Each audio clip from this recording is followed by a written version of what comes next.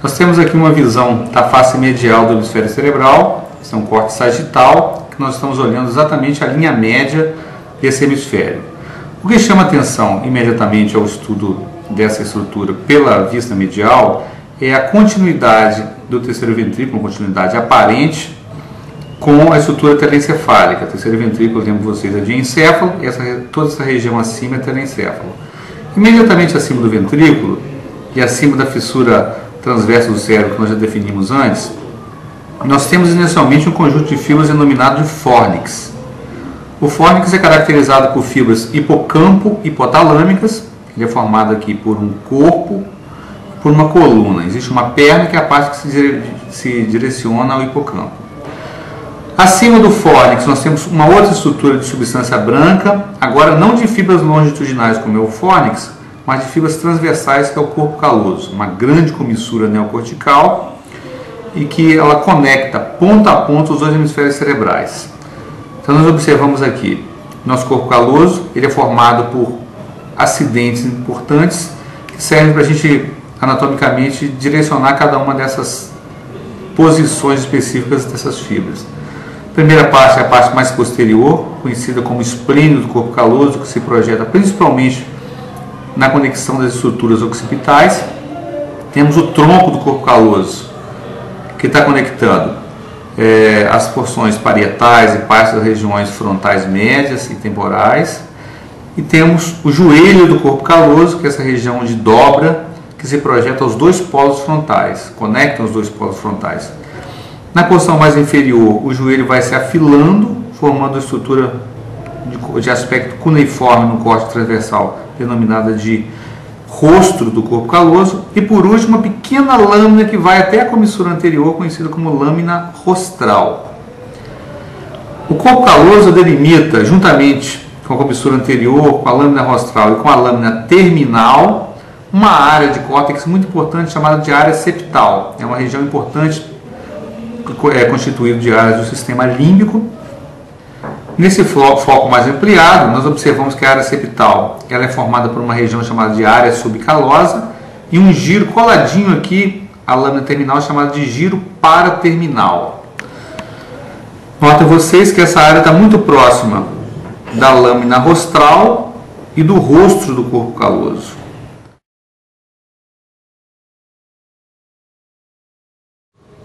Entre o fórnix e o corpo caloso, na porção mais anterior do corpo caloso, nós observamos essa estrutura denominada de septo pelúcido. O septo pelúcido é uma estrutura de origem ependimária que está na parede do ventrículo lateral, na região do corno anterior da parte central, separando exatamente o ventrículo lateral esquerdo e o ventrículo lateral direito. Se a gente ampliar a visão em torno do corpo caloso, nós observamos um suco chamado de suco do corpo caloso. Ele vai até a região lá do lobo temporal, que é a região do hipocampo. Nós falaremos daqui a pouquinho sobre essa continuidade do suco. E ele delimita com um suco mais ou menos paralelo, imediatamente acima dele, chamado de suco do símbolo, um grande giro, que é um giro que continua anatomicamente ou aparentemente com a área septal, chamada de giro do símbolo. É um giro importante porque ele faz parte de um circuito denominado circuito de papéis, que está relacionado com o sistema límbico, o circuito ligado ao comportamento emocional. Então, o giro do símbolo ele é bem visível, ele está imediatamente superior e é paralelo ao suco do corpo caloso, e se encontra entre o suco do corpo caloso e o suco do símbolo.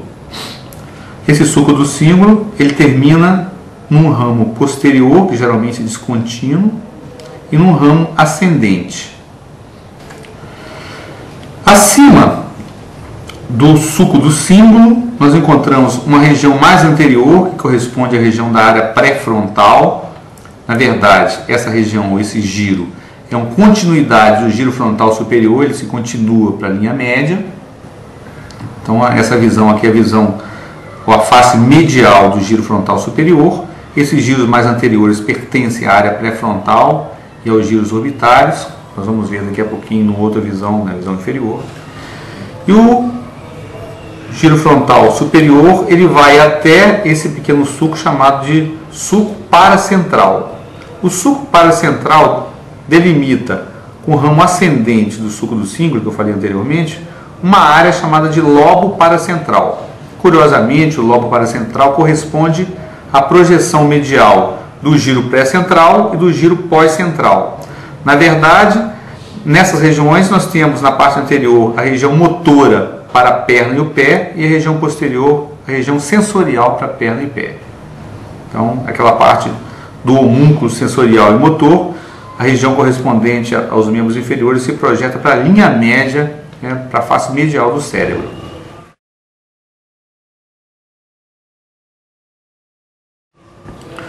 Esse ramo ascendente e o ramo posterior do sulco do cíngulo, eles delimitam uma área grande.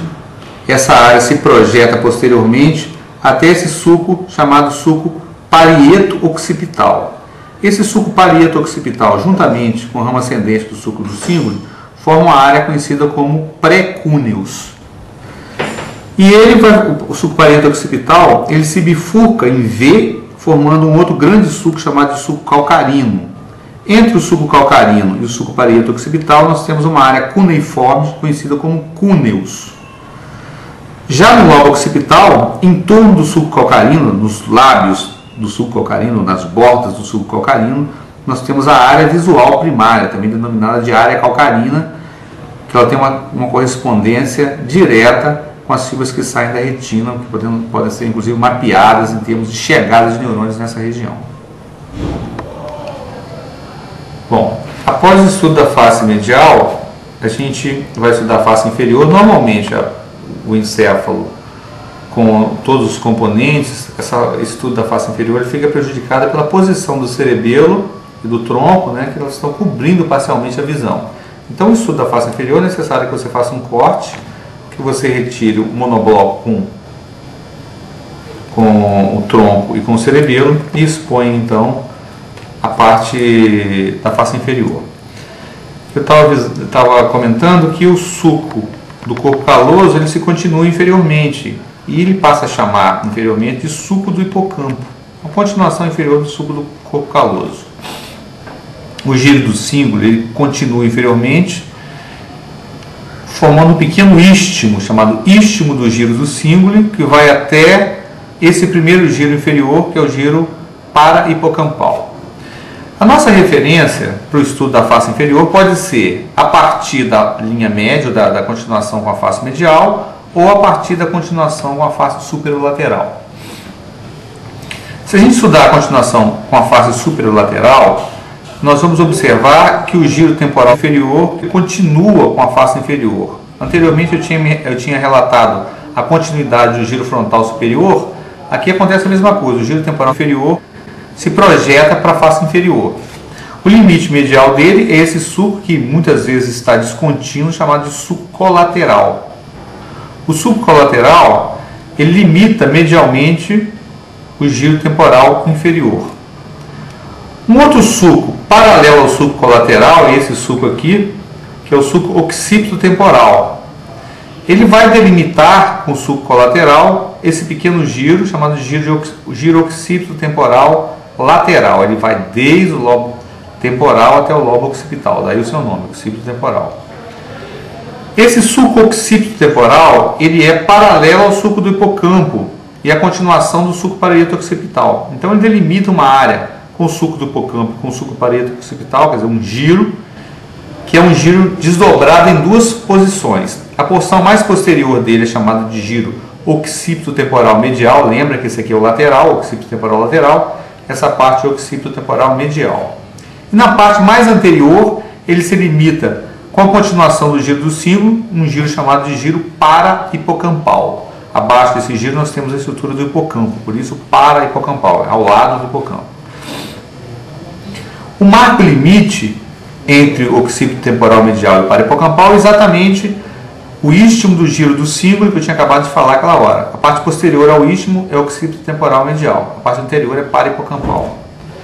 Essa diferença ela é tanto anatômica quanto funcional. O para-hipocampal está ligado ao sistema límbico, ao circuito de papéis, e o occipito temporal medial está ligado às estruturas visuais do lobo occipital. Um dado interessante, aumentando o foco nesse ponto, a gente pode observar que existe um pequeno suco chamado de suco renal. Esse suco aqui, que ele delimita uma área conhecida como área entorrinal, quer dizer, em torno do suco renal, que é uma área também ligada ao sistema límbico. E a porção mais anterior do giro parahipocampal, ela forma um gancho em direção posterior, esse pequeno pontinho aqui, que é conhecido como uncus ou unha. É uma pequena unha do lobo temporal e está relacionada em parte ao sistema límbico e em parte a algumas funções olfatórias que envolvem o circuito emocional.